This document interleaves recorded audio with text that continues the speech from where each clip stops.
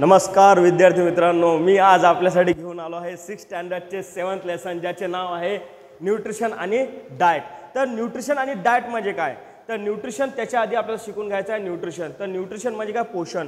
तर तुम्हाला सर्वांनाच माहिती आहे की आपल्याला आपल्या दैनंदिन जीवनामध्ये ऊर्जा लागते, काय लागते? सर्व कामं करण्यासाठी आपल्याला एनर्जी लागते। तर एनर्जी आपल्याला कोणत्या कशामधून भेटते? तर एनर्जी आपल्याला भेटते आपल्या जेवणामधून। आपण जे जेवण करतो, जे पाणी पितो, त्यातून आपल्याला एनर्जी भेटत असते। जे आपण सर्व प्रकारचे अन्न खातो, अलग अलग प्रकार, त्यातून आपल्याला एनर्जी भेटत असते, ऊर्जा भेटत असते। तर त्याआधी आज आपला विषय आहे न्यूट्रिशन। तर न्यूट्रिशन म्हणजे काय? पोषण। तर पोषण आपल्याला म्हणजे काय? The process of taking in the food and water. आपण आपल्या अशी प्रक्रिया की ज्याच्यामध्ये काय करतो, आपण अन्न आणि पाणी घेतो, आपल्या बॉडीमध्ये काय घेतो? अन्न आणि पाणी घेत असतो। Food and water, taking in food and water and using it for growth and the other purpose. आणि त्याचा वापर आपण कशासाठी करतो? त्याचा वापर आपण आपल्या स्वतःची बॉडीची ग्रोथ करण्यासाठी, त्याचबरोबर आपले जे अलग अलग पर्पज असतात, जे उद्देश असतात आपल्या बॉडीकडून होणारे, जसं की आपल्याला चालणं, उठणं, बसणं, अभ्यास करणे, आपल्याला विचार करणे, या सर्व गोष्टींसाठी आपल्याला एनर्जीची गरज असते। कशाची गरज असते? एनर्जीची, ऊर्जेची गरज असते। सर्वांनाच माहिती आहे तुम्हाला।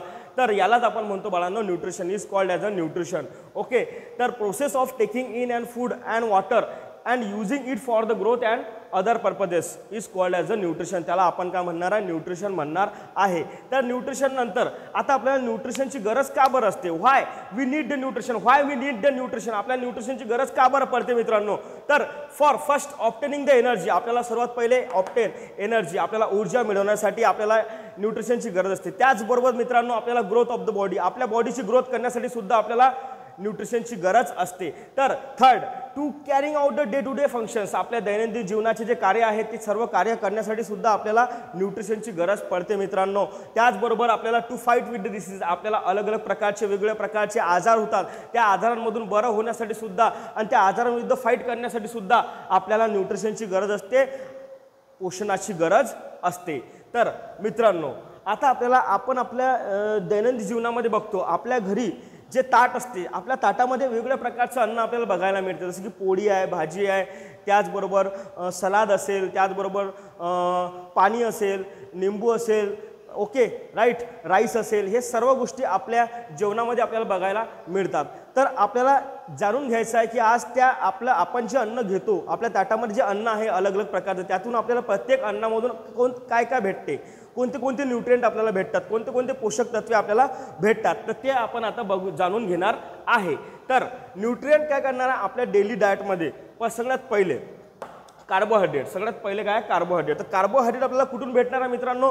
कार्बोहायड्रेट आपल्याला भेटणार आहे सिरियल्समधून। म्हणजेच ज्या प्रकारचे आपण समजा बाजरी आहे, ज्वारी आहे, व्हीट आहे, मेज आहे, मक्का, आपण गहू म्हणतो, राईस म्हणतो, ज्वारी म्हणतो, त्याला बाजरी म्हणतो, या सर्व धान्यांमधून, कडधान्यांमधून आपल्याला काय भेटणार बेटा? सिरियल्स काय भेटणार आहे? कार्बोहायड्रेट भेटणार आहे। काय भेटणार आहे?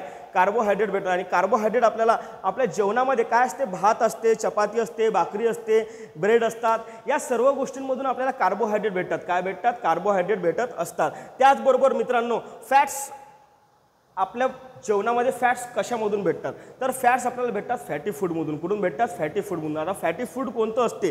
तर आपण जेवण बनवण्यासाठी तेल वापरतो, ऑइल वापरतो, त्याचबरोबर आपण घी वापरतो, त्याचबरोबर बटर वापरतो, या सगळ्या गोष्टींमधून सुद्धा आपल्याला फॅट भेटत असते। आपल्या बॉडीला लागणारे जे फॅट्स असतात ते आपल्याला याच्यामधून भेटत असतात। जसं की आपल्याला माहिती आहे की आई स्वयंपाक करताना तेल वापरते, घी वापरते, बटर वापरते, त्यासाठी त्याच्यामधून आपल्याला काय भेटणार आहे? फॅट भेटणार आहे, आणि आपण खूप हेल्दी दिसणार आहे, त्याच्यामधून आपल्याला खूप प्रकारे एनर्जी भेटणार आहे।